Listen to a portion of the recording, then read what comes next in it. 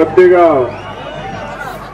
Distance maintain చేసుకోండి. మీరు ఆ మైక్ వ్యాన్ లైట్ కొద్దిగా ఎన్నికలండి. మీరన్నా కొద్దిగా ముందుకెళ్ళండి.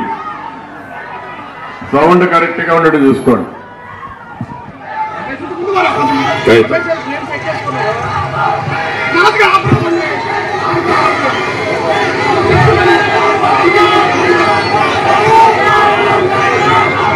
ఇరవై నిమిషాలు ఒకసారి.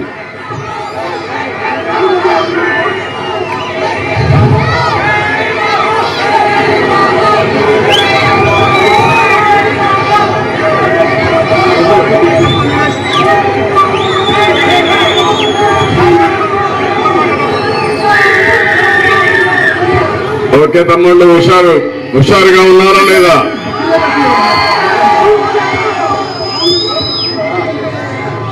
ఈ రోజు నేను మల్లనూరుకు వచ్చినప్పుడు చూస్తున్నా, మిద్దెల పైన కూడా మా ఆడబిడ్డలే కనపడుస్తున్నారు. ఎక్కడ చూసినా యువత అయితే, టీనేజర్స్ అయితే పెద్ద ఎత్తున వస్తున్నారు. యువత ఆకాశానికి ఎగురుతున్నారు. అన్ని వర్గాల నుంచి అనేక స్పందనలు చేస్తున్నారు. అలాంటి మీ అందరికి కూడా మరొక్కసారి మనస్ఫూర్తిగా శిరస్సు వంచి నమస్కారాలు తెలియజేస్తున్నా. అభినందనలు, శుభాభినందనలు. ఇక్కడ మండల పార్టీ అధ్యక్షుడు ప్రేమ్ కుమార్ గారు, మాజీ జెడ్పీటీసీ, అదే మరి మాజీ ఎంపీపీ కవితా సాంబశివన్ గారు, మాజీ ఎంపీపీ చౌడప్ప గారు, మండల పార్టీ ప్రధాన కార్యదర్శి గోపి గారు, ఐటీడీపీ కార్యదర్శి శరవణ గారు, తెలుగు యువత ఉపాధ్యక్షులు పార్సారథి గారు, సమన్వయ కమిటీ సభ్యులు మణి గారు, నియోజకవర్గ సమన్వయ కమిటీ సభ్యులు రాజగోపాల్ గారు, బీసీసీఎల్ అధ్యక్షుడు మురళి గారు, క్లస్టర్ ఇన్ఛార్జ్ ఏవి రవి గారు, క్లస్టర్ ఇన్ఛార్జ్ మహేంద్ర బాబు గారు, క్లస్టర్ ఇన్ఛార్జ్ రామచంద్ర గారు, మండల యువత అధ్యక్షులు సుబ్రహ్మణ్యం అలయ సుబ్బు గారు, మహిళా అధ్యక్షురాలు వసంతమ్మ గారు, మండల ఐటీడీపీ అధ్యక్షుడు సుబ్రహ్మణ్యం గారు, బీసీసీఎల్ అధ్యక్షులు ఈశ్వర్ గారు, స్థానిక పంచాయతీ పార్టీ అధ్యక్షుడు రమేష్ గారు, స్థానిక యూనిట్ అధ్యక్షుడు దామోదరం గారు, ప్రకాష్ గారు, దేవేంద్ర గారు, సిద్దప్ప గారు, ఊరు వెంకటేష్ గారు, అశోక్ గారు, సతీష్ గారు, సర్పంచ్ రాజేంద్ర, మాదమ్మ సంతోష్, రవి, ధనశేఖర్, కృష్ణయ్య, రాజశేఖర్, ఎంపీటీసీ శ్రీనివాసులు, ఈసై ఆముద, స్థానిక బూత్ ఇన్ఛార్జ్ అయినటువంటి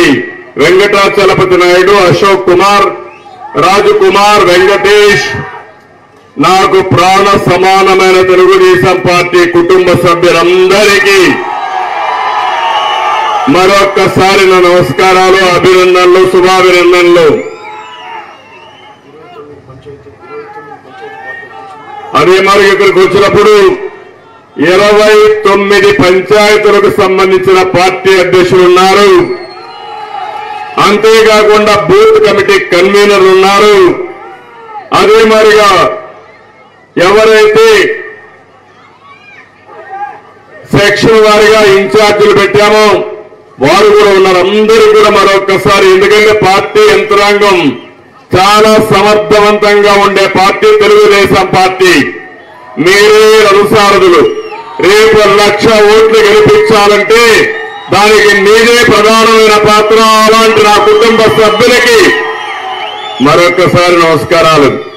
తమలో నిన్న ఈరోజు 2 రోజుల నుంచి చూస్తున్నాను మిమ్మల్ని అందరినీ. మీ ఉత్సాహం చూశాను, మొన్న చూశాను. గుడిపల్లితో ప్రారంభమైంది. నిన్న శాంతిపురం వెళ్ళాను, రామకుప్ప వెళ్ళాను, ఈరోజు కుప్పానికి వచ్చాను, ఇప్పుడు ఇక్కడికి మల్లనూరుకు వచ్చా. నేను 7 సార్లు మీరు నన్ను ఎమ్మెల్యేగా ఎంపిక చేసుకున్నారు. మళ్ళా 100 రోజుల్లో 8వసారి మీరందరూ నన్ను ఎంపిక చేసుకోబోతున్నారు. అలాంటి నియోజకవర్గం ఇది.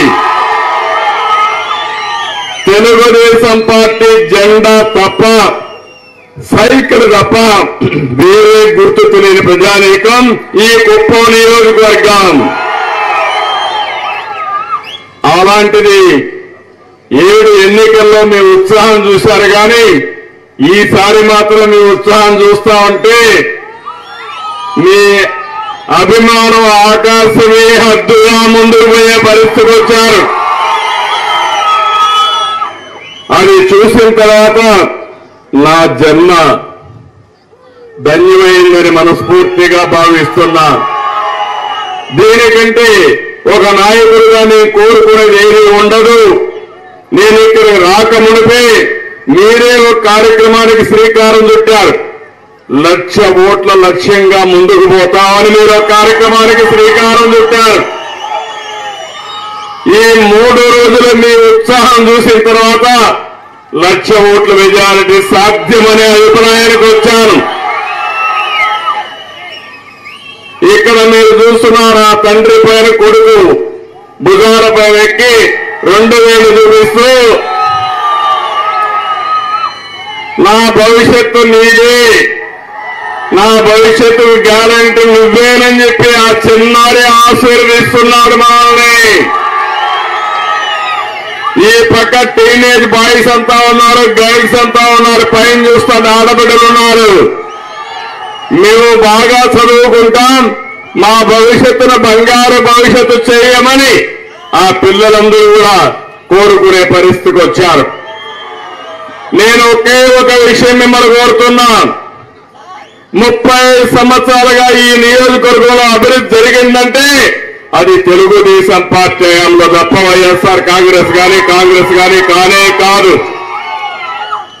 గ్రామాల్లో సిమెంట్ రోడ్లు వేసిన, మీ ఇళ్లలో మరుగుదొడ్లు కట్టిన, ప్రతి ఒక్క ఇంటికి గ్యాస్ కనెక్షన్ ఇచ్చిన, వీధి దీపాలు వేస్తే వీధి దీపాలు వెలగడం లేదు. ఇప్పుడు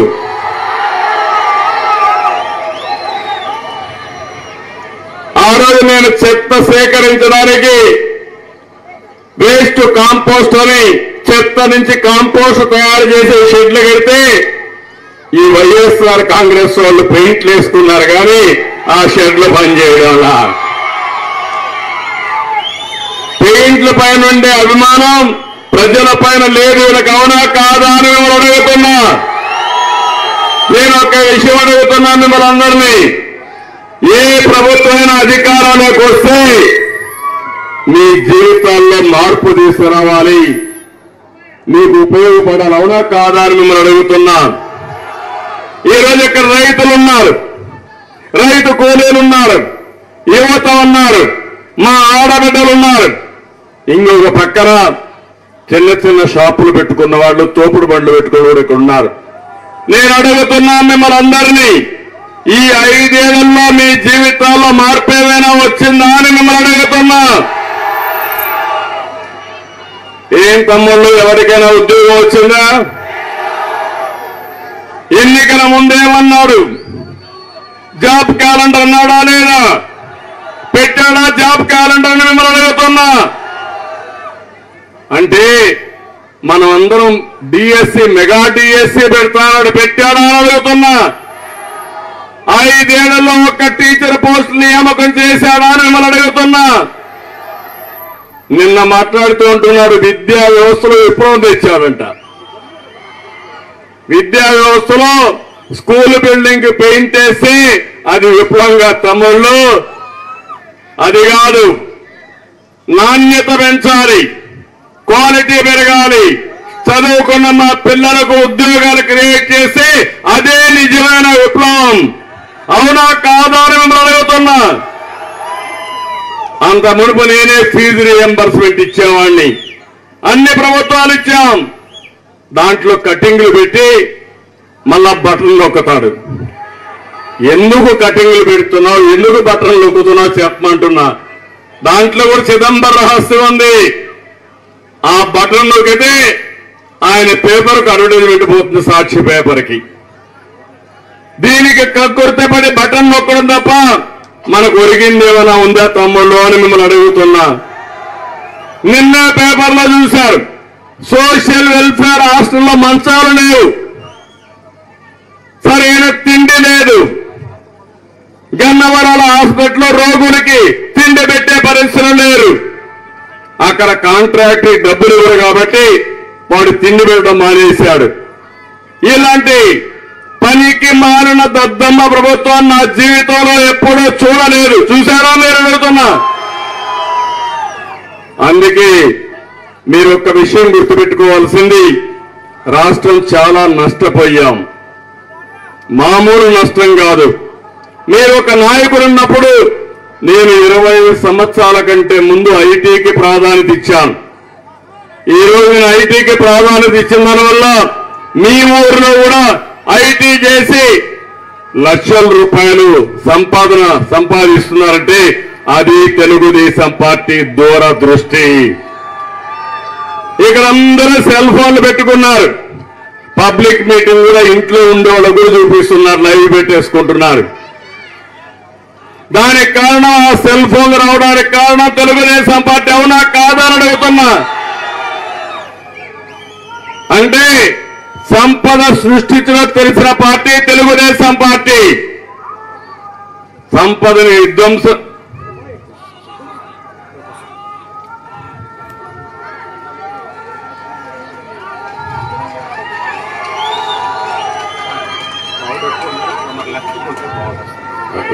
ఓకే, కొంచెం దిగితే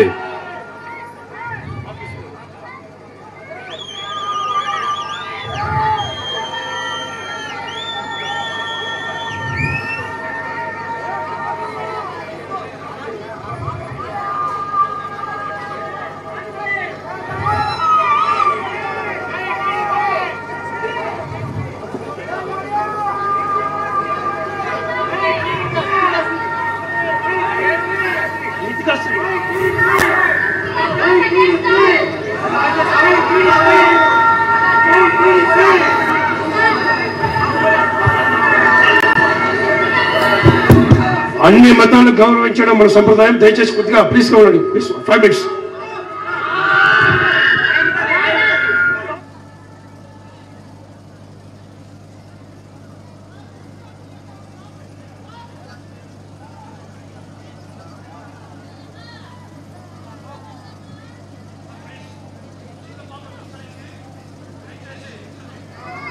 వాళ్ళ అమ్మాయి ఇక్కడ బాధపడతా ఉంది కాబట్టి ఒకసారి అందరూ కూడా సహకరించండి. సోదరులను చూడండి. పక్కన ఎవరన్నా చిన్న అమ్మాయి పక్కన ఎవరు అంటే చూడండి. ఒంటరిగా పిల్లలున్నా చిన్న అమ్మాయి ఎంత వయసు? లితికాశ్రీ. அம்மா ரித்திகாஸ்ரீ எங்கடி தங்க இருக்கானே? அங்க வளையல் கடையில யாராச்சும் பாத்தீங்களா? அந்த வளையல் கடையில கொடுத்துருங்க. ఉందంటమ్మా, అక్కడ ఉందంటమ్మా. అక్కడ ఉంది.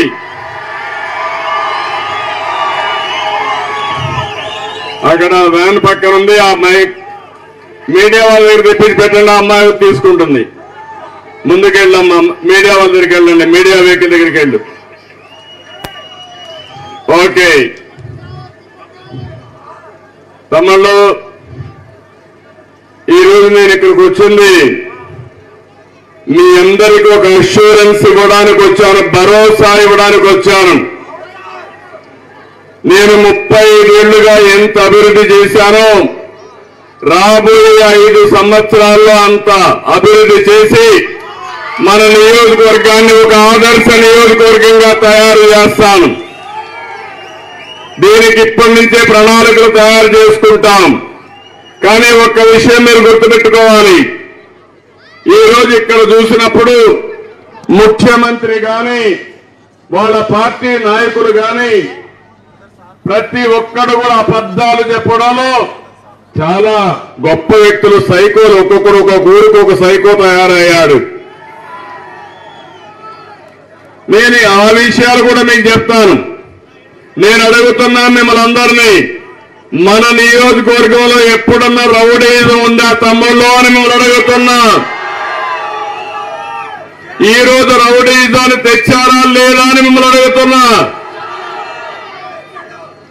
అంటే ఎక్కడికి తీసుకుపోతున్నారని అడుగుతున్నాను. అంటే నేనంటేనే లెక్కలేనప్పుడు ఇంకా మీరంటే ఒక లెక్క తమ్ముళ్ళు. ఇదే కాని కంటిన్యూ అవుతే ఏమవుతుందని అడుగుతున్నాను. ఈరోజు ఒక విషయం చూడండి, 5 సంవత్సరాలుగా బాధుడే బాధుడు, అవునా కాదా? అన్ని ధరలు పెరిగిపోయినాయా లేదా? నిత్యావసర వస్తువుల ధరలు పెరిగాయా లేదా? పెట్రోల్ డీజిల్ పెరిగిందా లేదా? కరెంటు ఛార్జీలు పెరుగుతూనే ఉన్నాయా లేదా? ఆర్టీసీ రేట్లు పెరిగాయా లేదా? పన్నుల భారం పెరిగిందా లేదా? ఇంకేం తగ్గించారు తమ్ముళ్ళు అని అడుగుతున్నా. మా ఆడబిడ్డలకు విజ్ఞప్తి చేస్తున్నా, మీకు ఇచ్చేది 10 రూపాయలు, వీళ్ళు దోచుకునేది 100 రూపాయలు. మీరు లెక్కేయండి. నేను ఒకటి హామీ ఇచ్చాను, నేను 10 రూపాయలు ఇచ్చి వీరితో సమానంగా క్యాష్ ట్రాన్స్ఫర్ ఇచ్చి అందులోనే సూపర్ 6 అన్నా అవి ఇస్తూనే ఆ 10 రూపాయల్ని 100 రూపాయలు చేసే మార్గం చూపిస్తానని మీ అందరికీ హామీ ఇస్తున్నా. అది సంపద సృష్టించడం, అది అభివృద్ధి చేయడం, ప్రజల్ని అప్పుల పాలు చేయడం కాదు, సంపదని విధ్వంసం చేయడం కాదు, అబద్ధాలు చెప్పడం కాదు. ఈరోజు నేను అడుగుతున్నా, ఈ ముఖ్యమంత్రి ఎంత అబద్ధాలు కోరంటే నిద్ర లేసినప్పటి నుంచి అబద్ధాలు చెప్తాడు. వాళ్ళ ఎమ్మెల్యేలు, వాళ్ళ ఎమ్మెల్యే ఇన్ఛార్జీలు, కడాని ఎంపీపీలు కూడా ఇదే పని అయిపోయింది. ఇక్కడ ఉండే ఎంపీపీలు, పార్టీ అధ్యక్షులు కూడా. అంటే ప్రజా జీవితంలో ఒక ఉదాహరణ నేను ఇస్తున్నా, మీ అందరికి గుర్తుపెట్టుకోండి. ఈ మీటింగ్ ద్వారా నేను అడుగుతున్నా, ఇటీవల కాలంలో 5 సంవత్సరాల మునుపు అందరూ ఒక్కసారి గుర్తు తెచ్చుకోండి. వివేకానంద రెడ్డి హత్య జరిగిందా? జరిగిందా లేదా? ఎందుకంటే ఇది ఒక టాలీవుడ్, బాలీవుడ్, లేకపోతే ఇంటర్నేషనల్ గా చూస్తే ఎక్కడా జరగని విధంగా ఇది జరిగే పరిస్థితి వచ్చింది. ఆ రోజు మీరు చూడండి, మొట్టమొదటిసారిగా హత్య జరిగిన 2019 మార్చి 18వ తేదీన ఉదయం చనిపోతానే గుండెపోటని చెప్పింది ఎవరి తమ్ముళ్ళు? వైఎస్ఆర్ కాంగ్రెస్ నాయకులు, అవునా కాదా? ఆ మాట చెప్పారు. ఆ మాట చెప్పి సాక్షి టీవీలో వేసుకున్నారు. నేను ఎందుకు ఈ మాటలని చెప్తున్నానంటే, ఇది ఒకసారి కేస్ స్టడీ కింద మీరు ఆలోచించుకుని రేపు ఈ రాష్ట్రంలో ఏం జరగబోతుందో మీరు ఆలోచించుకోవాలి. అది అయిన తర్వాత కొంత సమయం అవుతానే గుండెపోటు, అప్పుడు ఏం చెప్పారంటే గుండెపోటు అని చెప్పారు. అది అవుతానే రెండోది మాట మార్చేసి ఇది గుండెపోటు కాదు, రక్తపు వాంతులని మాట్లాడారు. అంటే ఆటోమేటిక్ గా వాంతులు వచ్చేస్తాయి, రక్తం వచ్చేస్తుంది, మనిషి చనిపోతారని చెప్పారు. ఆ తర్వాత బయట వస్తే పోస్ట్ మార్టం ఎన్ని చేసి పెద్ద ఎత్తున మైండ్ అంతా కూడా తల మీద కొడితే మైండ్ అంతా కూడా విడిపోయి భయంకరంగా ఉంటే అప్పుడు మాట్లాడారు ఇది గొడ్డలి పోటుతో చనిపోయాడని. అప్పటికి కూడా మీరు చూడండి ఎంత దుర్మార్గులు, ఎంత నేరస్తులు. అది చనిపోతానే గొడ్డలి పోటని తెలిసిన తర్వాత నారాసుర రక్త చరిత్ర నా మీద నేరం వేసేశారు, మీకు చెప్పేశారు. మీరు అనుకున్నారు ఒకవేళ నేనే చంపానేమో అని మీరు అనుకుని అపోహపడ్డారు, సింపతి అతనికి వచ్చింది. కానీ తమ్ముళ్ళు అక్కడ ఏం చెప్పాడు? మా తండ్రి యాక్సిడెంట్ లో చనిపోయాడు, మా బాబాయిని చంపేశారు, తండ్రి లేడు, బాబాయ్ లేడు, నాకు ఓటేయమంటే ముద్దులకు మురిచిపోయి అందరూ ఓట్లు వేసేశారు. అవునా కాదా? ఒక్క ఛాన్స్ ఓటేశారా? మనమేనా వేశారు, రాష్ట్రంలో వేశారు. అది అయిన తర్వాత ఆ రోజు మీరు చూస్తే నా మీద సత్య ప్రచారం చేయడమే కాకుండా తర్వాత హైకోర్టుకి వెళ్ళాడు. నేను ఎంక్వైరీ చేస్తానంటే ఎంక్వైరీ చేయకుండా వాస్తవాలు చెప్పనీయకుండా ఉండాలని హైకోర్టుకి వెళ్ళి హైకోర్టు ద్వారా స్టే తీసుకొచ్చాడు. ఆ తర్వాత మాట్లాడాడు, సిబిఐ ఎంక్వైరీ వద్దు, కావాలి, ఈ ఆంధ్ర పోలీసుల పైన నాకు నమ్మకం లేదు కాబట్టి సిబిఐ ఎంక్వైరీ ఏమని సిబిఐ ఎంక్వైరీ కోరాడు. కోరడమే కాదు కోర్టుకు వెళ్ళాడు. ఆ సమయంలో ఆ కేసు జరుగుతా ఉంటే ఎన్నికలు జరిగాయి. ఎన్నికలు అయిన తర్వాత సిబిఐ ఎంక్వైరీ వద్దని విత్డ్రా చేసుకున్నాడు. అంటే ఒక మనిషి యొక్క ఊసర వెళ్లి రాజకీయాలు ఎన్ని ఉంటాయి, ఎన్ని రంగులు మారుతుందో అన్ని రంగులు మారే పరిస్థితికి వచ్చాడు. అక్కడి నుంచి బెంగళూరులో ఆస్తి తగరాదులు ఉన్నాయి, సెటిల్మెంట్ ఉంది, వాళ్ళు చంపేశారని చెప్పి మాట మార్చేశాడు. అది అయిన తర్వాత మీరు చూస్తే ఆయన రెండో వివాహం చేసుకున్నాడు. ఆ రెండో వివాహం వల్లే అతన్ని చంపేశారని చెప్పే పరిస్థితికి వచ్చాడు. ఆ తర్వాత సొంత అల్లుడే ఆస్తి తగాదాలో చంపేశారని వివాదం ఉందని వీడు చెప్పారు.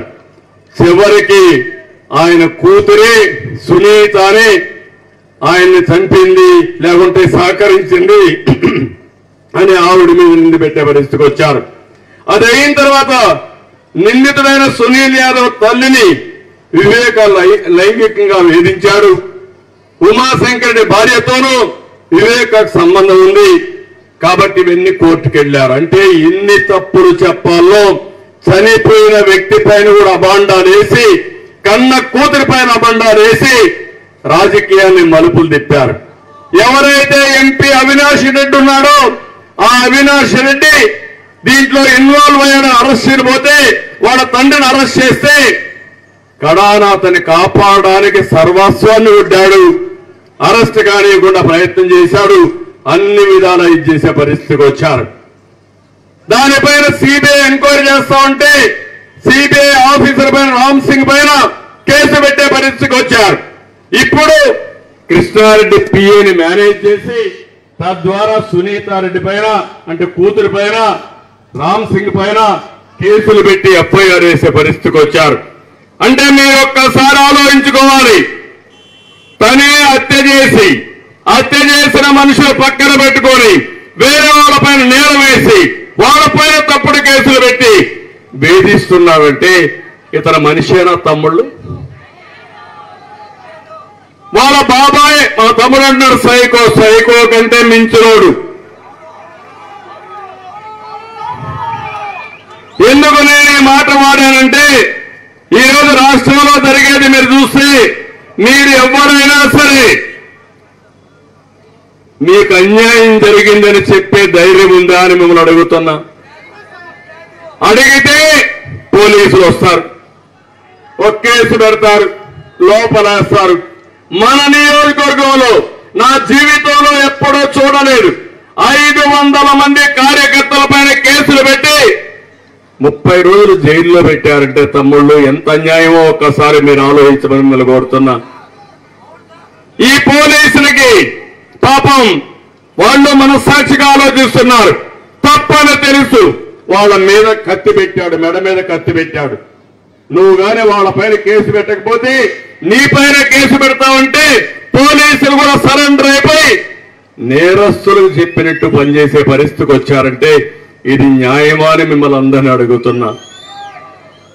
అంటే ఒక వివేకానంద రెడ్డి కేసులో ఎన్ని మలుపులు తిరిగిందో మీరు ఒక్కసారి ఆలోచించుకుంటే ఈ రాష్ట్రంలో ఒక సామాన్య వ్యక్తికి భద్రత ఉందా అని నేను మిమ్మల్ని అడుగుతున్నా. ఇంకొక పక్క మీరు ఆలోచించండి. మీ తాత ముత్తాత మీకు ఆస్తులు ఇచ్చారు. ఆ పట్టాదారు పాస్బుక్ పైన ఎవరి ఫోటో ఉంది తమ్ముళ్ళు? ఎవరి ఫోటో అని అడుగుతున్నా. అంటే మీ తాతలు మీ వారసత్వంగా వచ్చిన ఆస్తి మీద ఆయన ఫోటో వేసుకున్నాడంటే ఉద్దేశం ఏంటి? ఆయన ఇచ్చినట్టుగా ఆ భూమి మీకు అంతే కదా. ఆయన ఆ భూమి ఇచ్చాడా? ఆయన మీ తాత మీ ముత్తాత మీ నాన్న ఏంటని అడుగుతున్నా. దీన్ని ఏమనాలని అడుగుతున్నా మిమ్మల్ని అందరినీ. ఇంకో పక్క మీ పొలాలు ఎప్పటి నుంచో ఉన్నాయి. ఆ పొలాలు మనకు తెలుసు అద్దులు, మనకేం గొడవలు లేవు కదా. ఇప్పుడు ఆ పొలాల్లో సర్వే చేసి మిమ్మల్ని అడగకుండా నెమ్మల రాళ్ళు పెట్టేసి దానికి కూడా ఆయన ఫోటో వేసుకునే పరిస్థితికి వచ్చారంటే ఎక్కడికి పోయింది దేశం అని అడుగుతున్నా. అంతటితో ఆగల కొత్త చట్టం తీసుకొచ్చాడు. రేపటి నుంచి మీ ఆస్తులన్నీ ఆయన అనుకున్న వాళ్ళ నామినేషన్ చేసి వాళ్ళు రికార్డు మెయింటైన్ చేస్తారు. ఇంకా మీ ఆస్తి మీదిగా తమ్ముళ్ళు జగన్మోహన్ రెడ్డిది. ఆయన దయాదాక్ష పైన మీరు ఆధారపడతారు. మీ ఊర్లో ఒక ఆయన ఉన్నాడు, ఇక్కడ కూడా పెద్ద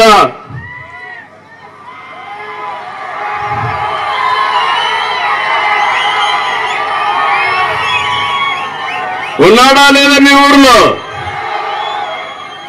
గ్రేట్ హీరో, ఇక్కడ మండల పార్టీ కన్వీనర్, గ్రేట్ విలన్. సినిమాలో కూడా ఉన్నాడు ఇంత విలను. ఆయన్ని చూస్తే ఆయన నేర్చుకున్నాడు ఈయన కూడా. ఇక్కడ మీరు చూస్తే కుప్పం మండలంలో అడవిముదుగురు గ్రామానికి చెందిన విశ్రాంతి ఉపాధ్యాయుడు, పాపం రిటైర్డ్ అయిన ఉపాధ్యాయుడు.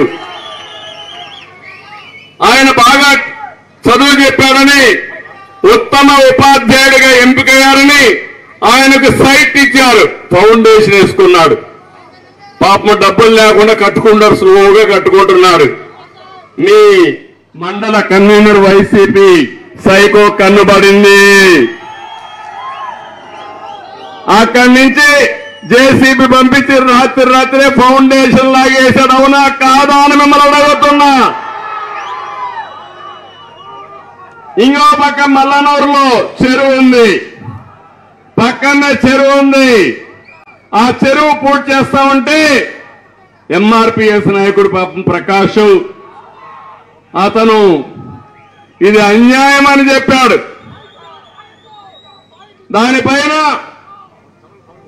అతన్ని వాళ్ళ తలలు పగలగొట్టి హాస్పిటల్లో చేరే పరిస్థితికి వచ్చారు. అవునా కాదా అని అడుగుతున్నా. ఇంకో పక్క కనవ పచ్చార్లపల్లి గ్రామానికి చెందిన తెలుగుదేశం పార్టీ మద్దతుదారులు సెల్వం, గోవిందమ్మ కుటుంబాలు ఎన్నో ఏళ్లుగా సాగు చేసుకుంటా భూములు లాక్కొని అందులో ప్లాట్లు అమ్మేసుకున్నాడు. ఇంకో పక్కన కుప్పం మండలం పొన్నంగూరు గ్రామానికి చెందిన కన్మణి అనే రైతు సాగు చేసుకుంటున్న భూమి ఒక మహిళ పేరుతో రికార్డులు సృష్టించి అతని కొడుకు పేరు పెట్టుకొని మొత్తం అవి కూడా ఇచ్చేస్తే వాళ్ళంతా ఆర్డీఓ దగ్గర తిరిగారు. నేను అడుగుతున్నా, రేపు కొత్త చట్టం వచ్చింది, ఆ చట్టంలో మీ పేరు ఉందో లేదో మీకు తెలియదు. ఈ యొక్క అధికారులు అనుకుంటే మీ పేర్లు మార్చేసే పరిస్థితి వస్తుంది. మీ పేర్లు మీకు అక్కడ చూస్తే అడంగల్ ఉండదు, 10-1 ఉండదు, పట్టాదారు పాస్బుక్ ఉండదు. వాళ్ళు రాసేసి అదే ఫైనల్ అంట, సివిల్ డిస్ప్యూట్ లేదంట, హైకోర్టుకు పోవాలంటే ఎంతమంది మీరు హైకోర్టుకు పోతారని అడుగుతున్నా. అంటే ఈ రాష్ట్రంలో ఒక పకడ్బందీ ల్యాండ్ రికార్డు వ్యవస్థ ఉంది. దానికి కారణం ఒకప్పుడు బ్రిటిష్ వారు పరిపాలించారు. వాళ్ళు పరిపాలించినప్పుడు రికార్డ్స్ అన్ని పక్కగా చేశారు.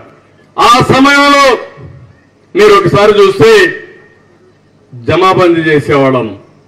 విలేజ్ లో కారణం మున్సిప్ ఉండేవాళ్ళు సంవత్సరానికి ఒకసారి చేసి మన దగ్గర భూమి శిస్తు కట్టించుకునేవాళ్ళు, రసీదు ఇచ్చేవాళ్ళు, ఈ భూమి మీదని ఒక సర్టిఫికెట్ ఇచ్చేవాళ్ళు. కానీ ఎన్టీఆర్ వచ్చే తర్వాత ఆలోచించారు, శాశ్వతంగా పట్టా ఇస్తాను, ఈ భూమి మీది, మీ తాత ముత్తాతలు ఇచ్చారు, దీనికి శిస్తు కట్టడం మనం ఏం బ్రిటిష్ పాలనలో ఉన్నామా, అవసరం లేదని భూమి శిస్తు రద్దు చేసిన వ్యక్తి, శాశ్వత పట్టా ఇచ్చిన వ్యక్తి ఎన్టీ రామారావు గారు. ఇప్పుడు శాశ్వతంగా మీ పట్టాని రద్దు చేసి ఆయన హ్యాండ్ ఓవర్ చేసుకుని ఆయన చెప్పిన నామినీ దగ్గర పెట్టి మీరు బానిసలుగా ఉండాలా, మీరు నేను ఆయనకి. సిద్ధంగా ఉన్నారా? సిద్ధంగా ఉన్నారా అని అడుగుతున్నా. చట్టం వచ్చేసింది, అది అమలు చేస్తారు. అమలు చేస్తే మీరు నేనేం మాట్లాడలేం. దీనికి మార్గం ఒకటి, ఇలాంటి దుర్మార్గులు రాజకీయాలు ఉండడానికి అర్హత లేదు.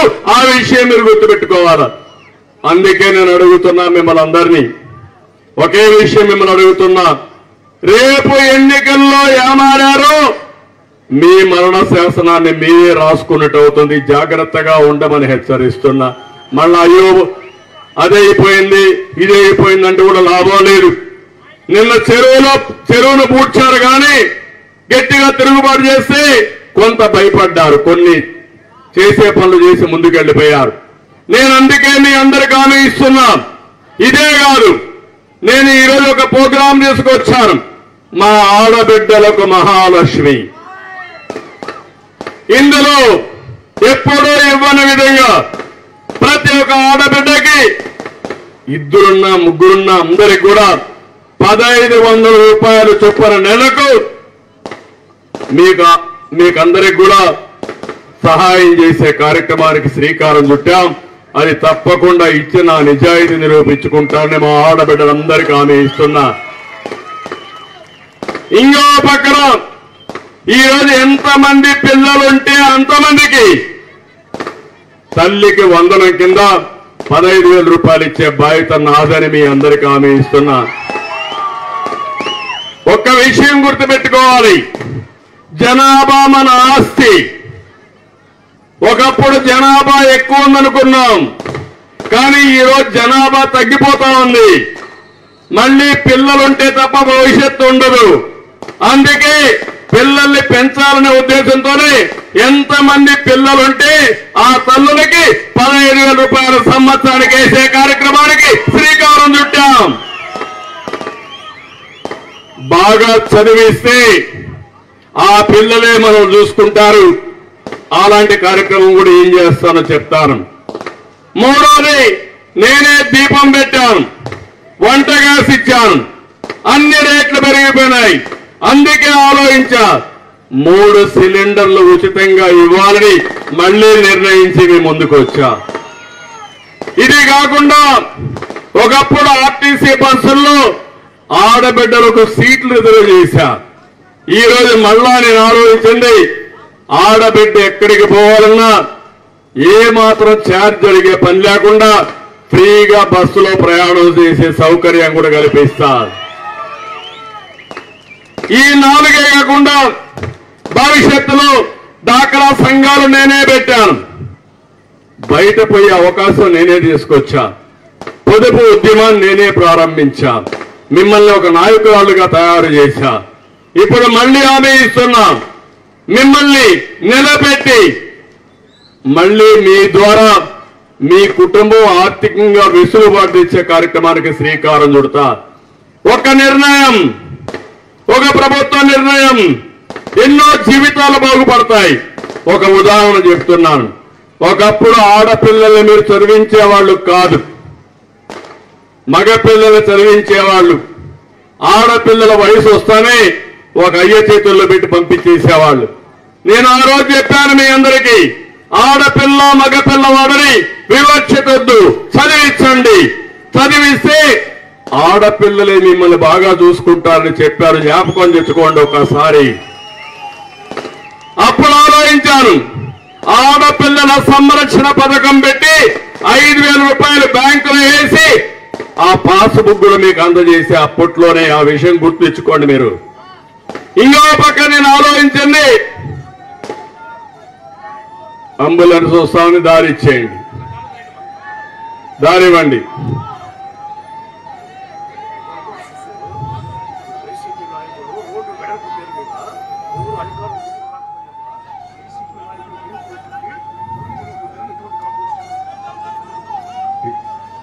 డెవలప్మెంట్ ఏమన్నా డెవలప్మెంట్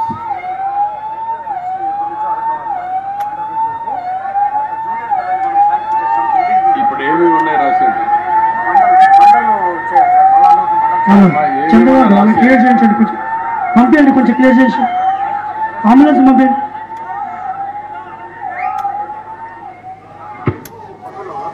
అదే మీరు రాసేయండి.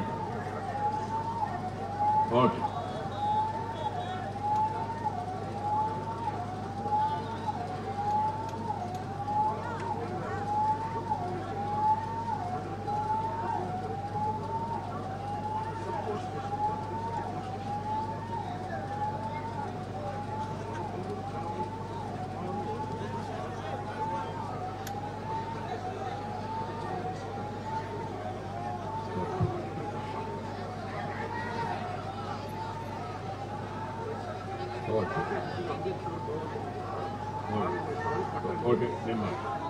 మళ్ళీ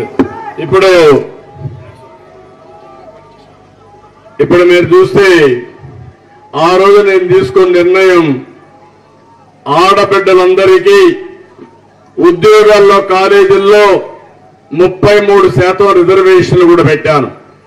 దాని ప్రభావం ఈరోజు చూస్తే ఐటీ ప్రొఫెషనల్స్ గా మగవాళ్ళ కంటే మగపిల్లల కంటే ఆడపిల్లలు బాగా రాణిస్తున్నారు. ఒకప్పుడు కట్నం పోయి ఇప్పుడు రివర్స్ కట్నం వచ్చింది. ఈరోజు ఇంకో పక్క భార్యాభర్త ఇద్దరు బాగా చదువుకుని ఉద్యోగాలు చేస్తా ఉంటే ఎవరికి ఆదాయం ఎక్కువ వస్తా ఉందంటే ఆడపిల్లలే ఎక్కువ ఆదాయం సంపాదించే పరిస్థితికి వచ్చారంటే అది తెలుగుదేశం పార్టీ ఇచ్చినటువంటి ఆడబిడ్డలకు వరం అని చెప్పి మరొకసారి తెలియజేస్తున్నా. ఇంకో పక్కన రైతుకు అన్నదాత ద్వారా ఈరోజు మీ అందరికీ 20,000 రూపాయల ఆర్థిక సహాయం చేసే బాధ్యత తీసుకొస్తాం. రైతునే రాజుగా చేస్తా. ఒకప్పుడు ఐటీ తీసుకొచ్చి టెక్నాలజీ ప్రమోట్ చేసా, హైటెక్ అగ్రికల్చర్ చేసిన ప్రవేశపెట్టిన ఘనత కూడా తెలుగుదేశం పార్టీది. 25 సంవత్సరాల కంటే ముందు ఇజ్రాయెల్ టెక్నాలజీ కుప్పానికి తెచ్చి చెల్లిగాని బిల్లు ప్రయోగాత్మకంగా అమలు చేసిన పార్టీ తెలుగుదేశం పార్టీ. దానివల్లనే ఇప్పుడే మన ప్రేమ్ కుమార్ గారు మొత్తం నాకు నిమ్మకాయలన్నీ కూడా నాకు దిష్టి తీశాడు పెద్ద ఎత్తున తీసుకొచ్చి. నిన్న రామకుప్పం పోతే 30 రకాల వెజిటబుల్ తో పెద్ద హారం చేసుకుని నాకేసే పరిస్థితికి వచ్చారు. శాంతిపురం పోతే పట్టుగూళ్లతో బ్రహ్మాండమైన హారం తీసుకొచ్చి నాకేశారు. ఇవన్నీ ఎక్కడ తయారవుతున్నాయంటే మన కుప్పం నియోజకవర్గంలో తయారవుతున్నా. అది నాకు గర్వ కారణం. ఎక్కడో కొనుక్కొని రాలేదు. అందుకే నేను ఆలోచిస్తున్నా. నేను ఎప్పుడో చెప్పాను మీకు, కుప్పాన్ని ఒక హార్టికల్చర్ హబ్ గా తయారు చేస్తానని చెప్పాను. ఇప్పుడు హామీ ఇస్తున్నా. ఈ కుప్పం నియోజకవర్గంలో ప్రతి ఒక్క ఎకరాలు వాణిజ్య పంటలేసి కుప్పంలోనే ఎయిర్పోర్ట్ పెట్టి విదేశాలకు ఎగుమతి చేసే విధంగా కార్గో తీసుకొస్తాం. దానివల్ల పరిశ్రమలు వస్తాయి. మీరంతా కూడా మన పిల్లలు మీకు కూడా ఆదాయం పెరిగే మార్గం చూపిస్తాయి. ఎట్లా చేయాలో ఈసారి శ్రద్ధ పెడతా. మౌలికంగా చాలా పనులు అయినాయి, ఇంకా చిన్న చిన్న పనులు మిగిలిపోయినాయి.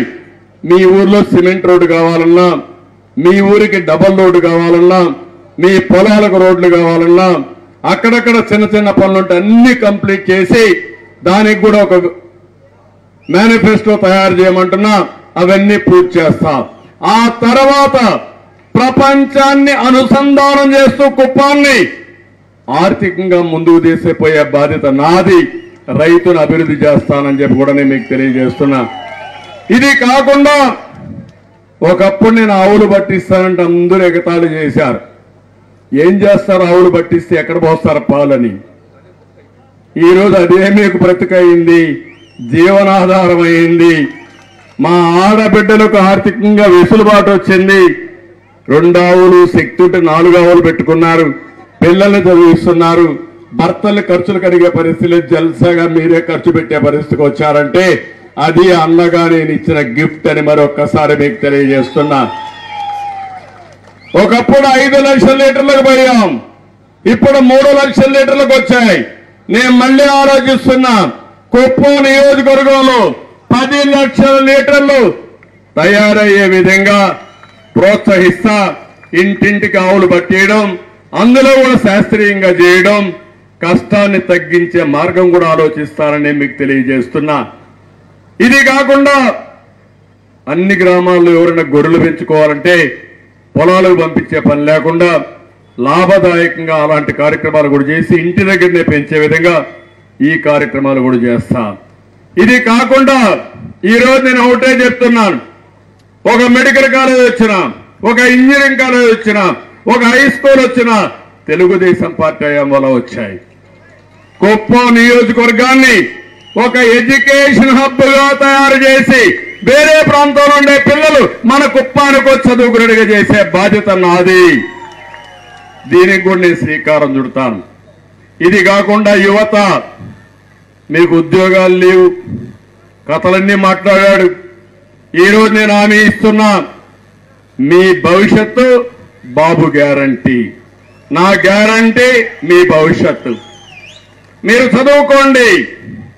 చదువుకున్న ప్రతి ఒక్క పిల్లవాడికి బ్రహ్మాండమైన అవకాశాలు ఇప్పించే బాధ్యత నేను తీసుకుంటానని నేను మీ అందరికీ హామీ ఇస్తున్నా.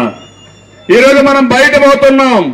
భవిష్యత్తులో బయట పోయే పని లేకుండా మీ ఊర్లోనే పరిశ్రమలు ప్రోత్సహించి మీ ఊర్లో కూర్చొని ప్రపంచం మొత్తం పనిచేసి జల్సాగా మీరు ఉండే విధంగా చేసే బాధ్యత నాదని మీ అందరికీ హామీ ఇస్తున్నా.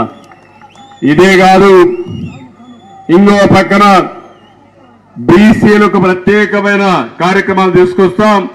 నిన్నే జై హో బీసీ అనే ఒక కార్యక్రమానికి నాంది పలికాం. బీసీలే తెలుగుదేశం పార్టీకి కంచు కోట, వెన్నెముక. అలాంటి నా బీసీ సోదరుల్ని ఆదుకునే బాధ్యత నాదని మరొకసారి మీ అందరికీ హామీ ఇస్తున్నా. ఇంకో పక్క ఆడబిడ్డలకు ఎక్కడా కష్టం లేకుండా ఎన్టీఆర్ జలసిరి పెట్టి ఆ రోజు 2 రూపాయలకే 20 లీటర్లు మినరల్ వాటర్ ఇస్తే రేటు పెంచారు. నీళ్లు ఇస్తున్నారా అని అడుగుతున్నా ఇప్పుడు. అందుకే ఈరోజు శాశ్వతంగా మన నియోజకవర్గంలో మంచినీళ్ళు ఇచ్చే బాధ్యత నాది. ఇంటింటికి ట్యాప్ ద్వారా ప్రొటెక్ట్ వాటర్ ఇస్తాను, రక్షిత మంచినీళ్ళు ఇస్తామని చెప్పి నేను మీకు తెలియజేస్తున్నా. నేనే అంది నీవా పూర్తి చేశాను. 1000 కోట్ల వరకు నీళ్లు వచ్చాయి. 73% పనులైనాయి. 17% పనులు ఉంటే మొత్తం నీళ్లన్నీ మన నియోజకవర్గం 4-5 ఏళ్లు వచ్చేటివి. దాన్ని పుణ్యం కట్టుకున్నారు. ఇప్పుడు నేను వస్తున్నానంటే కాలువలో మట్టిలు తీసి డబ్బులు దోచేసుకుంటున్నారు. అందుకే నేను హామీ ఇస్తున్నా మీ అందరికీ, తప్పకుండా మనం వచ్చిన ఇమ్మీడియట్ గా 2-3 నెలల్లోనే ఈ పనులు పూర్తి చేసి కుప్పానికి శాశ్వతంగా సాగునీటి సమస్య లేకుండా పరిష్కారం చేస్తాం. మల్లనూరు చెరువులు కూడా నీళ్లు వస్తాయి. అవసరమైతే లిఫ్ట్లు పెడతా. ఎవరికి ఎక్కడా ఇబ్బంది లేకుండా ప్రతి ఒక్క ఎకరాను సస్య సేవలు చేసే బాధ్యత తెలుగుదేశం పార్టీ తీసుకుంటామని చెప్పి కూడా నేను మీకు తెలియజేసుకుంటున్నాను. ఇది కాకుండా ఇంకొక పక్కన మీరు చూస్తే ఈరోజు కొన్ని మళ్ళీ మీ అందరికీ హామీ ఇస్తున్నాం. 10 రూపాయలు ఇచ్చి బటన్ నొక్కి 100 రూపాయలు లాగేసే ప్రభుత్వం కావాలా? 10 రూపాయలు ఇచ్చి సమానంగా ఇచ్చి ఇంకా ఎక్కువ ఇచ్చి 100 రూపాయలు మీ ఆదాయాన్ని సంపాదించే మార్గం చూపించే పార్టీ కావాలా? చేయూత ఇచ్చే పార్టీ కావాలా? మీరే ఆలోచించుకోవాల్సిన అవసరం ఉంది. నేను అందుకని P4 అన్నాను. సింపుల్ సూత్రం, ప్రభుత్వం ప్రైవేటు ప్రజలు కలిసి భాగస్వామ్యంతో పేదవాళ్ళకు అండగా ఉండి ప్రజలే ఆస్తిగా పరిగణించి మీ ఆదాయాన్ని పెంచి మీ జీవన ప్రమాణాలు పెంచాలన్న ఆలోచన. ఇది సాధ్యం. 25 ఏళ్లకు మనం ప్రారంభిస్తే హైదరాబాద్ ఈరోజు చూసి ఎక్కడికో వెళ్ళింది. నా నియోజకవర్గం కుప్పం 35 ఏళ్ళు నన్ను ఆశీర్వదించారు. ఇక్కడుండే మీరు దేశంలోనే నెంబర్ 1 గా ఉండడానికి ఏం చేయాలో అవి చేసి చూపిస్తాను. అది నా బాధ్యత, అది చేస్తానని మీ అందరికీ హామీ ఇస్తున్నా. ఇక్కడ మల్లనూరుకు వస్తే రైల్వే అండర్ బ్రిడ్జ్ కావాలని 2-వే చేయాలని చెప్పి కోరుతున్నారు. మొన్నే కుప్పంలో చేశాం, మల్లనూరు కూడా చేసే బాధ్యత నాదని మీ అందరికీ హామీ ఇస్తున్నా. మల్లనూరుని మండల కేంద్రంగా చేయాలని కూడా కోరుతున్నారు. ఏం బాధ లేదు, చిన్న మండలాలు ఉంటాయి. నాకు అభివృద్ధి కూడా అవసరం. 2 మండలాలు కావాలంటున్నారు. ఒకటి మల్లనూరు, 2 రాళ్లబదుగూరు. 2 చేస్తానని చెప్పి హామీ ఇస్తున్నా. ఇక్కడ జూనియర్ కాలేజీ మనమే ఇచ్చాం. పక్కా బిల్డింగ్లు కావాలి, అవి కూడా కట్టించే బాధ్యత తీసుకుంటామని చెప్పి నేను మీకు తెలియజేస్తున్నా. ఇక్కడ ఒక పోలీస్ స్టేషన్ కావాలన్నారు, అది కూడా పెట్టుకున్నాం. కుప్పానికి పోయే పని లేకుండా ఇక్కడే పెట్టుకున్నాం. చుట్టుపక్కల పంచాయతీ నుంచి వివిధ పనుల మిత్రం బెంగళూరుకి వెళ్ళిపోతున్నారు. పరిశ్రమలు కావాలని కోరుతున్నారు. తప్పకుండా మల్లనూరు ఏరియాలో కూడా పరిశ్రమలు తీసుకొచ్చే బాధ్యత తీసుకుంటాం. ఇది మంచి సెంటర్ కూడా. ఈ పక్క పచ్చూరు ఉంది, ఈ పక్క కుప్పం ఉంది, మంచి జంక్షన్ అవుతుంది.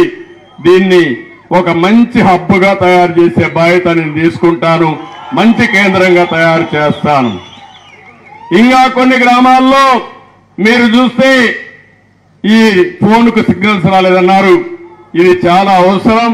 తప్పకుండా అన్ని గ్రామాల్లో ఫ్రీక్వెన్సీ బాగుండేట్టుగా ఫోన్ వల్ల చాలా లాభాలు ఉంటాయి.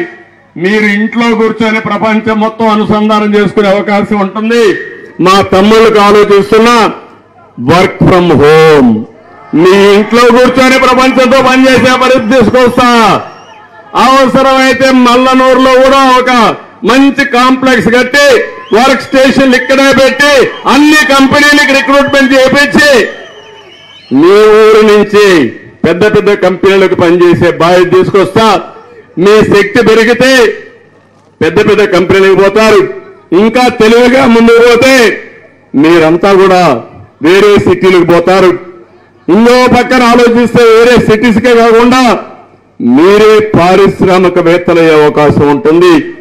నేను ఒకే మాట చెప్పాను ఒకప్పుడు, ఉద్యోగం చేయడం కాదు ఉద్యోగం ఇవ్వాలని చెప్పాను. ఈరోజు తెలుగు వాళ్ళు ప్రపంచం మొత్తం పోయి ఉద్యోగాలు ఇస్తున్నారంటే, అందరికంటే ఎక్కువ ఆదాయం సంపాదిస్తున్నారంటే అది నేను చూపించిన చొరవని మరొకసారి మీకు తెలియజేస్తున్నా. ఈ యొక్క మన యువత పైన నాకు ఒక నమ్మకం ఉంది, ఒక విశ్వాసం ఉంది. వాళ్ళ శక్తి పైన నాకు అచంచలమైన నమ్మకం. ఆ శక్తిని ఉపయోగిస్తే ఈ పిల్లలు ప్రపంచాన్ని జయించే శక్తి వాళ్ళకు ఉంది. నవశకం తెలుగు జాతిది కావాలన్న ఆలోచన. ఏ దేశంలో ఎక్కడున్నా అందరికంటే శక్తివంతమైన మనుషులు ఎవరంటే తెలుగు వాళ్ళు ఉండాలి లేదని ఆ ప్రగాఢమైన ఆకాంక్ష. ఇది జరుగుతుంది. అదే శాశ్వతంగా నేను ఇవ్వబోయే ఈ జాతికి వరం అని చెప్పి కూడా నేను మీకు తెలియజేస్తున్నా. ఇంకో పక్క బుగ్గుల రేవులో ఎకో టూరిజం కావాలన్నారు, అవి కూడా పెడదాం. అలాంటివి కూడా చేసి మనం ముందుకు పోతామని చెప్పి నేను మీకు తెలియజేస్తున్నాను. ఇది ఒక పక్కన ఉంటే వినాయక స్వామి దేవస్థానానికి సంబంధించిన వ్యాపారస్తులు దౌర్జన్యం చేసి ఖాళీ చేయించారు. ఇక్కడ ఆఖరికి చెరువును కూడా కబ్జా చేయడానికి ఇంత మునిపే చెప్పాను. అంబేద్కర్ పక్కన ఖాళీ స్థలాల పట్టాలు కావాలని అధికారులపై ఒత్తిడి చేస్తున్నారు. ఆర్టీడీ చెప్పాను నేను ఆ విషయం. నేను ఒకటే మాట మాట్లాడుతున్నా మీకు, వీళ్ళ ఆటలు సాగనీయను. ఒకటే హెచ్చరిస్తున్నా, ఈ మల్లనూరులో భూ కబ్జాలు చేశారు. కబద్దార్, జాగ్రత్తగా ఉండండి. ఇంటి స్థలాలకు డబ్బులు వసూలు చేస్తున్నారు, జాగ్రత్తగా ఉండండి. మీ ఇష్ట ప్రకారం మీరు చేస్తే 100 రోజుల తర్వాత మీరు ఎక్కడుంటారో ఒక్కసారి ఆలోచించుకోమని హెచ్చరిస్తున్నా. అదే మరిగా రోడ్డు వెడల్పు చేసే దానిపైన కావాలని ఇష్టానుసారంగా వైఎస్ఆర్ కాంగ్రెస్ నాయకులు వచ్చి బీభత్సం సృష్టించే పరిస్థితి వస్తున్నారు. ఇది కూడా మంచిది కాదని హెచ్చరిస్తున్నా. మీ రోజులు అయిపోయినాయి, మీ సినిమా అయిపోయింది. మీ నాయకుడు కూడా నిద్రలేని రాత్రులు గడుపుతున్నాడు. ఇప్పుడు మీ పార్టీలో తిరుగుబాటు వచ్చింది. మీ ఎమ్మెల్యేలే చెల్లాచెదరైపోతున్నారు, పుట్టుకోవడు లేకుంటే ఇంకొక విధంగా పారిపోయే పరిస్థితికి వచ్చారు. ఆ పార్టీ మునిగిపోయే నావ మునిగిపోతా ఉంది. అది మళ్లీ తిరిగి కోలుకునే పరిస్థితిలో లేదని మీ అందరికి విజ్ఞప్తి చేస్తున్నా. అయితే ఒకే విషయం మీరు గుర్తుపెట్టుకోవాలి, 4.5 సంవత్సరాలుగా అందరినీ ఏడిపించారు, అందరం బాధపడ్డాం. ఇప్పుడు వాళ్ళ వంతు వచ్చింది, జగన్మోహన్ రెడ్డి వంతు వచ్చింది. ఇలాంటి వ్యక్తి రాజకీయాలకు అర్హుడు కాదని మీ అందరికి తెలియజేస్తూ మన నియోజకవర్గానికి వస్తే ఒకటి అడుగుతున్నాం, అందరినీ చెప్పమంటున్నాం. మళ్ళీ నియోజకవర్గాన్ని నెంబర్ 1 నియోజకవర్గంగా చేయాలంటే ఏం చేస్తారని మిమ్మల్ని అడుగుతున్నా, ఏది చేస్తారని మిమ్మల్ని అడుగుతున్నా. ఈ రోజు ఇక్కడున్నారు వైఎస్ఆర్ కాంగ్రెస్ నాయకులకు విజ్ఞప్తి చేస్తున్నా, మీ జగన్మోహన్ రెడ్డి పరిపాలన వల్ల మీ ఆదాయం పెరిగిందా?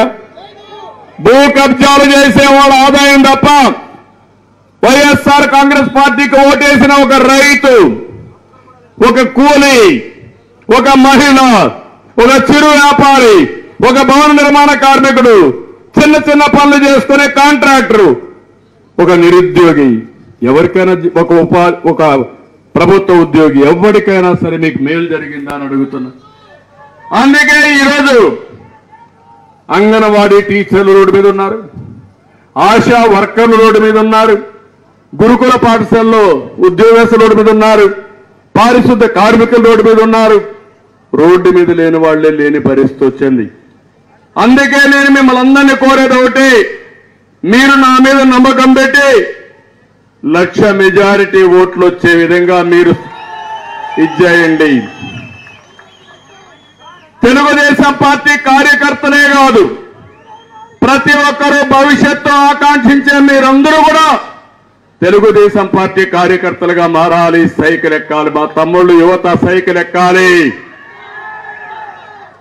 సైకిల్ ఎక్కి వైఎస్ఆర్ కాంగ్రెస్ పార్టీ ఫ్యాన్ ని చిత్తుగా ముక్కలు చేసే బాధ్యత మీది. ఇప్పుడు మాత్రం ఆ ఫ్యాన్ కింద కూర్చుంటూ ఉక్కపోస్తా ఉంది, కానీ రేపు ఫ్యాన్ కూడా తిరగకుండా చేసే బాధ్యత మీది. అది మీరు చేయండి.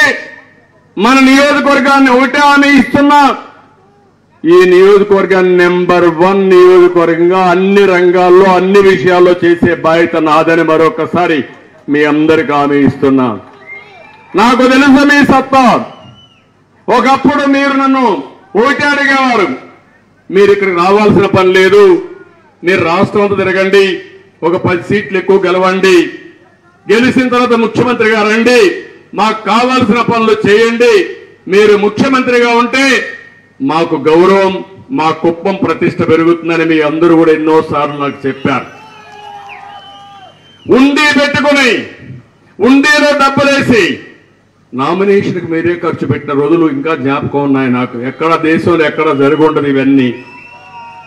నేను నామినేషన్కు రాకపోయినా మీరే నామినేషన్ వేశారు. నేను ఎప్పుడు నియోజకవర్గానికి రాకపోయినా మీరే నా కుటుంబ సభ్యులుగా క్యాంపెయిన్ చేశారు, నన్ను గెలిపించారు. అది ఎప్పుడు నేను మర్చిపోలేను. అలాంటి ఒక మంచి వాతావరణం. నేను కూడా రాజకీయాన్ని వ్యాపారం చేయలా, రాజకీయాన్ని సేవాభావంతో పనిచేశా, పవిత్రంగా భావించా. తిరిగి మీరిచ్చిన అధికారం మీకోసం పనిచేశాను తప్ప ఎక్కడ నేను తప్పు చేయలేదు, తప్పు చేయనని చెప్పి కూడా నేను మీకు తెలియజేస్తున్నా. అందుకే ఈ రోజు ఆడబిడ్డలు కోరుతున్నా, యువతను కోరుతున్నా, ప్రతి ఒక్కరిని కోరుతున్నా, ప్రతి ఒక్క కుటుంబం ఆలోచించండి. ఆలోచించడం కాదు, 100 రోజులు నా కోసం పనిచేయండి. నా కోసరం కాదు, మీ భవిష్యత్తు కోసం, మీ పిల్లల భవిష్యత్తు కోసం, నియోజకవర్గ అభివృద్ధి కోసం, మళ్ళీ మనందరి భవిష్యత్తు కోసం, మన ద్వారా ఈ రాష్ట్రాన్ని కాపాడడానికి, తెలుగు జాతిని కాపాడడానికి ఈ కుప్పం నియోజకవర్గం ప్రధానమైన పాత్ర పోషించబోతుంది. దానికి సిద్ధంగా మరొక్కసారి మిమ్మల్ని అందరూ కోరుకుంటున్నాను. అందుకే అడుగుతున్నా, రాష్ట్రంలో అన్ని నియోజకవర్గాల కంటే అతి పెద్ద మెజారిటీ మన నియోజకవర్గంలో రావాలి. అది మీరిచ్చే గౌరవం నాకు. ఆ గౌరవాన్ని తీసుకుని తిరిగి మీకోసం ఏం చేయాలో ఇప్పటి నుంచి నేను ఒక ప్రణాళిక తయారు చేసి అది అమలు చేసి మిమ్మల్ని నెంబర్ 1 సిటిజన్స్ గా భారతదేశంలో తయారు చేసే బాధ్యత నాదని మీ అందరికీ హామీ ఇస్తున్నా. దానికి సిద్ధంగా మనం కోరుతూ, నేను ఒక లెగసీ కోసం ఆలోచిస్తున్నా, ఒక వారసత్వం కోసం ఆలోచిస్తున్నా. నా వారసత్వం నా కుప్పం ప్రజానీకం తప్ప ఇంకోటి కాదని మీ అందరికీ తెలియజేస్తున్నా. నా తర్వాత కూడా మీరందరూ చెప్పుకోవాలి, మా నాయకుడు చంద్రబాబు నాయుడు ఉన్నాడు, ఆయన చేసిన పనుల వల్ల మా జీవితాల్లో వెలుగు వచ్చిందని చెప్పుకుంటే అదే నా జీవితంలో నాకు కావాల్సింది. దానికోసం నేను పనిచేస్తున్నా. తప్పకుండా చేసి నా నిజాయితీ నిరూపించుకుంటానని చెప్తూ మరొక్కసారి ప్రతి ఒక్కరిని కోరుకుంటూ, పిల్లలు మీ భవిష్యత్తు కోసం పనిచేస్తున్నా. ఈరోజు బ్రహ్మాండంగా ఇది చేస్తున్నారు. రేపు వేరే పార్టీలు ఎవరన్నా ఈ ఊరికొస్తే ఎవరు సహకరించద్దండి. సహకరించకుండా ఓపెన్ గా చెప్పండి, ఈసారి మేము తెలుగుదేశం పార్టీకి ఓటేస్తా అని ఓపెన్ గా చెప్పే పరిస్థితి రావాలి. వీళ్ళు అనుకుంటున్నారు ఓట్లు తీసేయాలని. ఒక ఆయన ఎక్కడో మంత్రి మన మీద అభిమానం దగ్గర రావడం లేదు, కప్పం కోసం కుప్పానికి వస్తున్నాడు. మొత్తం గ్రెనైట్లంతా దారిలో వస్తా ఉంటూ ఊరు వచ్చారు. వాళ్ళు అడుగుతున్నారు, ఇక్కడ గ్రెనైట్ ఉంది, ఇక్కడ ఎవరో ఇన్ఛార్జ్ అంట, మొత్తం రాత్రిలోకి కొట్టుకొని పోతున్నాడు, మమ్మల్ని కాపాడండి, ఆ శబ్దాన్ని భరించలేకపోతున్నాను అడిగితే మీ దారిలో పోతూనే మీరు చూసారు లైట్లేసి కొడుతున్నారు. తిమ్మాపురం అంటే ఏంటి మీ అరాచకం? ఉండాలి, అందుకే వాళ్ళు జైల్లో పోతున్నారు. నువ్వు ఉండాలి కదా, నువ్వు ఉండాలి, అందరూ ప్రజలందరూ ఉండాలా. ఎప్పుడైతే మేము పోరాడతాం కనీసం మమ్మల్ని జైల్లో పెట్టేస్తున్నారు, కానీ మీరు కూడా ఉంటే తిరుగుబాటు చేస్తే ప్రతి ఒక్కడు భయపడతాడు. ఆ తిరుగుబాటు చేయకుండా నన్నే చేయమంటే చేస్తా కాదమ్మా. ఎప్పుడూ లేనిది మీరు ఒకసారి చూస్తే 500 మంది తెలుగుదేశం పార్టీ నాయకుల పైన కేసులు పెట్టారు. ఒక్కొక్కరి పైన 10 కేసులు, 15 కేసులు, 20 కేసులు పెట్టారు. చేయని తప్పుడు కేసులు పెట్టి శ్రీనివాసులు ఎమ్మెల్సీ లాంటి వాడు 1 నెల జైల్లో పెట్టే పరిస్థితికి వచ్చారు. అంటే మీరు గుర్తుపెట్టుకోవాలి ఇవన్నీ. అందుకే నేను అడుగుతున్నాను మిమ్మల్ని, దీనికి ఒకటే మార్గం, ప్రజా తిరుగుబాటు. ఒక దుర్మార్గుడు, కరుడు గట్టిన నేరస్తుడు ముఖ్యమంత్రి అయితే పరిపాలన ఇట్నే ఉంటుంది. ప్రజాస్వామ్యం తెలియని వ్యక్తి, సెంటిమెంట్ తెలియని వ్యక్తి, బాబాయి గాని చెల్లిని గాని తల్లిని గాని ఎవరిని లెక్కన పెట్టుకోనాడు.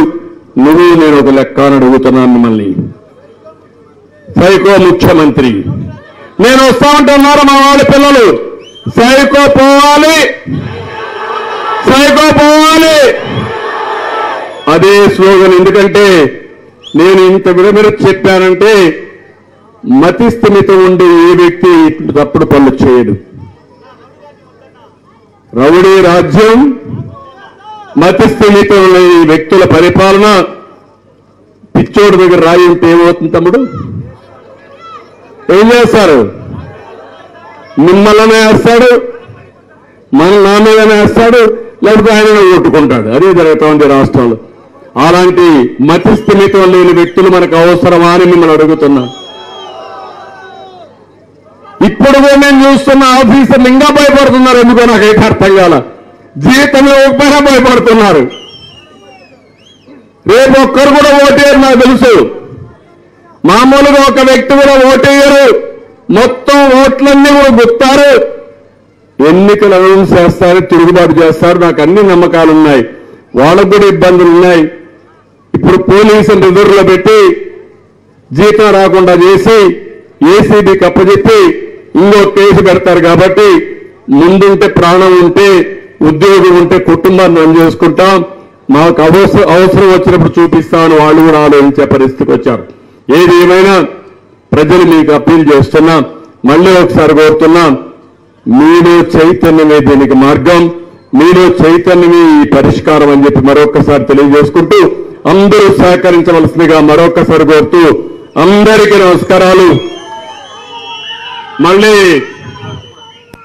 Happy new year. 2 రోజుల్లో కొత్త సంవత్సరం వస్తా ఉంది. ఆ వెనువెంటనే హ్యాపీ సంక్రాంతి, సంక్రాంతి శుభాకాంక్షలు.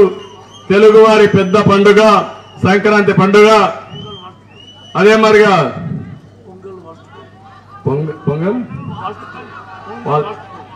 పొంగల్ వాల్తికల్.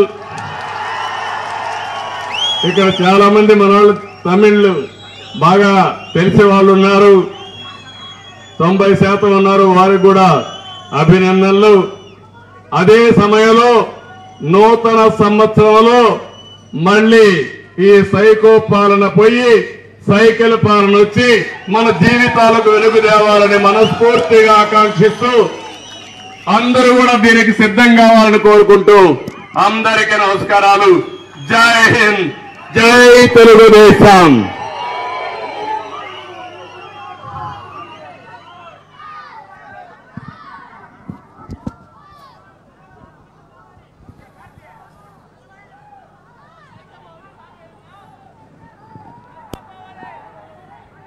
తప్పకుండా పెడదాం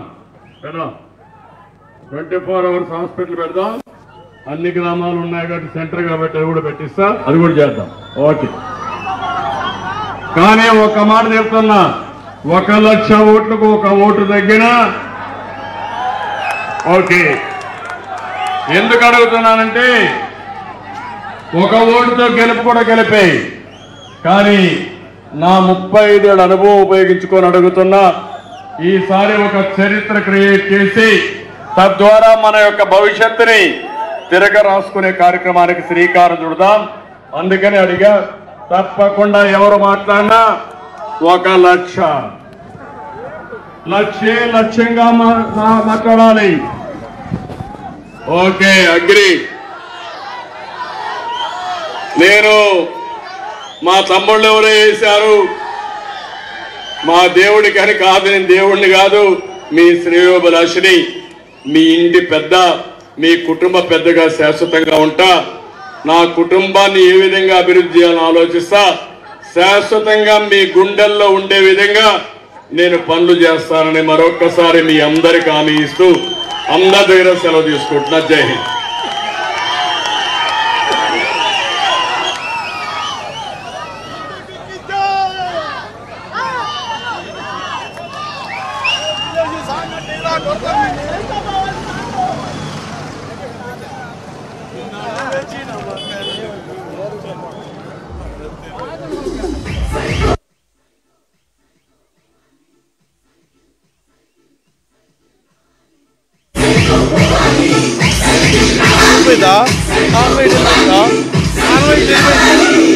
ఇక్కడి నుంచి 12 కిలోమీటర్ల హైవే.